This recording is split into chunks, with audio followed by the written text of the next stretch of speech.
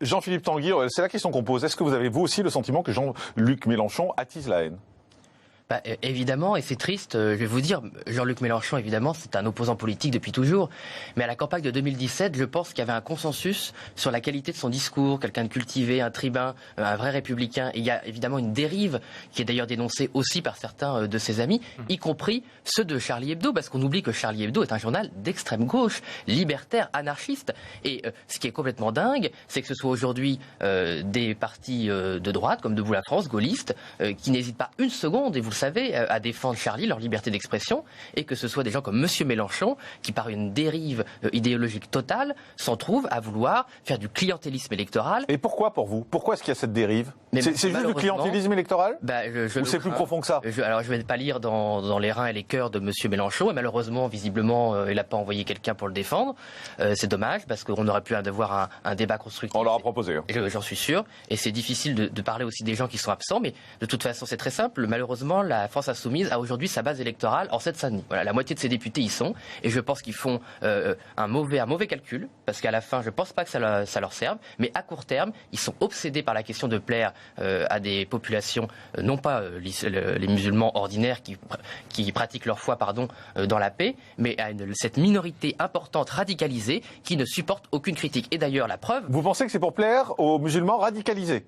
Mais bien sûr, à cette population... Mais ça ne représente pas grand monde, en fait. Électoralement, ça ne représente pas grand monde. Vous avez raison, mais par contre, ils sont très actifs politiquement. C'est-à-dire, ce sont des relais d'opinion, ils tiennent des quartiers, ils font voter. Vous savez très bien que vos collègues journalistes ont montré dans de nombreux quartiers qu'il y a un vote clientéliste important, avec des gens qui vont voter par rapport à ce que dit l'imam du coin, le grand frère, qui n'est pas du tout un grand frère. Mais les imams ne sont pas tous radicalisés non plus. Hein. Oui, mais alors par contre, là, on en revient à un sujet, c'est que une grande partie de l'islam, y compris des gens qui ne sont pas radicalisés, ne supportent pas qu'on critique le prophète. Alors, ils ne vont mais pas est-ce qu'on a le droit de critiquer Charlie Hebdo, au fond ? Parce que c'est vrai que Jean-Luc Mélenchon critique Charlie Hebdo, et au fond, on a envie de dire c'est son droit. Mais comme Charlie Hebdo a le droit de caricaturer tout le monde. Non, mais si vous voulez, la créolisation, c'est les Antilles. Les Antilles font partie de la France. C'est la France. Oui, mais c'est plus large qu'il dit, visiblement. C'est ce que j'ai compris de ce que m'explique Jean-Christophe Gallien. C'est qu'en fait, il souhaite une société française qui soit mélangée, qui soit mixée, qui soit de plus en plus brassée. L'explication de M. Gallien, elle est juste, mais c'est pas M.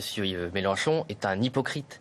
C'est-à-dire, la société française, elle n'est pas en voie de créolisation. C'est pas du tout l'histoire de la métropole, de la métropole. Mais c'est ce qu'il souhaite, visiblement. Il souhaite la créolisation. Mais non, c'est parce qu'en fait, il ne veut pas dire le vrai mot, qui est malheureusement la libanisation de la France, c'est-à-dire des communautés qui s'installent, qui sont minoritaires mais très actives et qui ne veulent plus vivre avec les autres. La société antillaise, Dieu sait qu'elle a souffert de l'histoire, mais c'est une société où les gens vivent ensemble, où ils ont créé une langue, où il y a une identité joyeuse, j'ai envie de dire, pour reprendre un mot qui était celui de M. Juppé, qui n'est pas de ma famille, mais qui peut s'appliquer aux Antilles.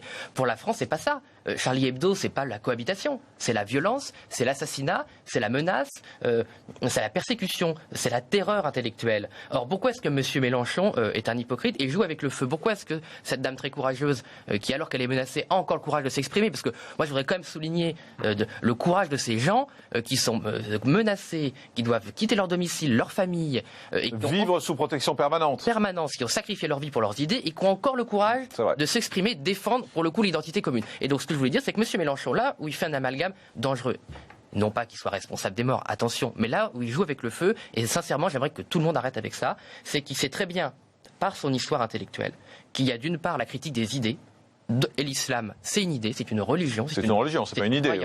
Oui, mais quand vous êtes athée, quand vous êtes agnostique, c'est une idée. D'accord. Voilà. En tout cas, dans la conception matérialiste qu'on appelle de la gauche, de l'extrême gauche, c'est une idée. Marx, Proudhon, tout ça. Bref. Et lui, il croit confondre l'idée et les personnes. Or, Charlie Hebdo n'a jamais insulté les musulmans comme personnes, comme Français, comme citoyens ou comme habitants d'autres pays. Il critique la religion, il critique aussi le catholicisme. Dieu sait que le catholicisme prend cher dans Charlie Hebdo et 10 fois plus que l'islam. Il critique les juifs, il critique le bouddhisme s'il faut. Ils se sont moqués du Dalai Lama 1000 fois.